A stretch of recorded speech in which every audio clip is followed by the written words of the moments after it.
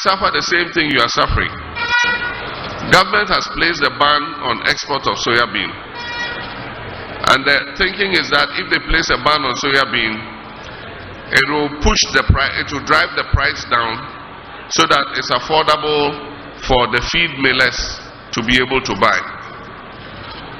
But what you don't realize is that if the price goes below our cost of inputs and our cost of production, then the farmer cannot expand his farm. And apart from that, if he's making a loss, he cannot farm the next season. I got 1,000 bags of soya bean, a little more than 1,000 bags, and the price it was being bought for was 480 cedis a bag.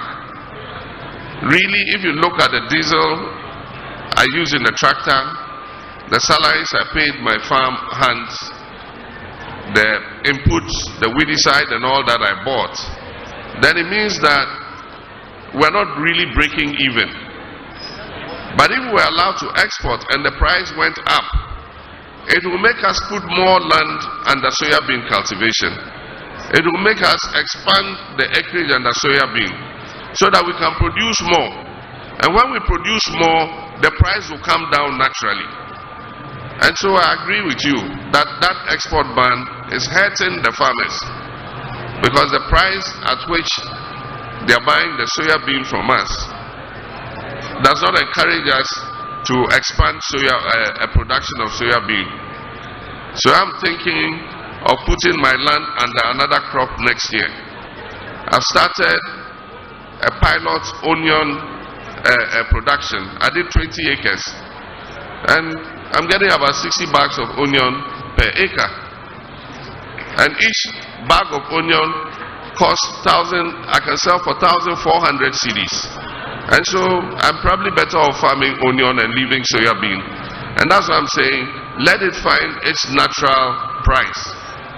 Not by banning the soya bean, but allowing exports. You can even restrict the export. Say that, look, we'll export 200,000 tons of soya bean or 100,000 tons of soya bean. But to say you banned it completely, it does not create a good price for the farmer.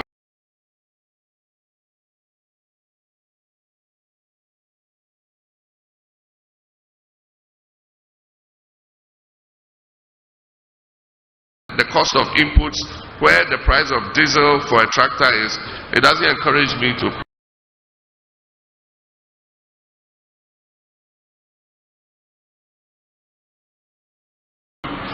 And if NDC wins, we will sit with you and we'll regulate the bean industry so that you can get a better price and produce more soya bean for the market.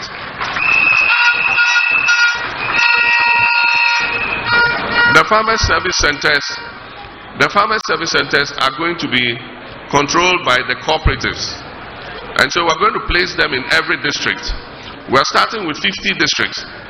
And each farmer service center will have 15 tractors, agricultural tractors.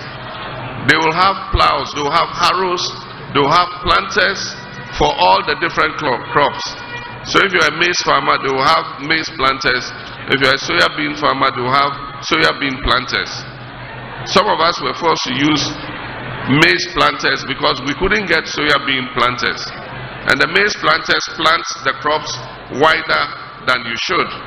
And so we need to bring soya bean planters which will plant closer so that the canopy will cover the weeds and the weeds cannot come up. And so these are all things that the farmer service centers will have. They are not going to be controlled by government. It's going to be private sector.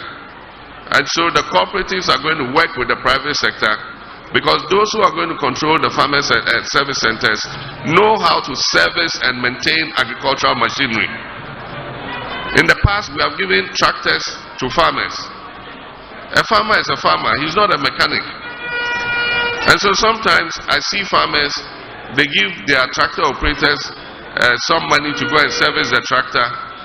Instead of sending it to the right place and service it, they go and drain the oil, and then they buy the dirty oil that the trucks and cars have drained, and then they put it in the tractor.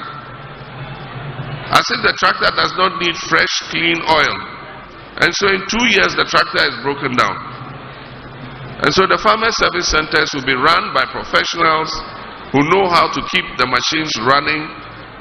There are many people who have tractors, they don't know that there are grease nipples where you must use a grease gun and grease the tractor from time to time.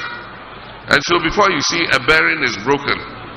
And so the farmer service centers will be the private sector working with cooperatives, and they'll provide you with a service, if you like, on credit. At the end of the farming season, when you harvest your crop, you pay the credits that they gave you, so that the next season they can provide that service for you again. Tricycle Association, I've said it already. I said when we come, you and Okada, we're going to legalize you so that we can regulate the industry.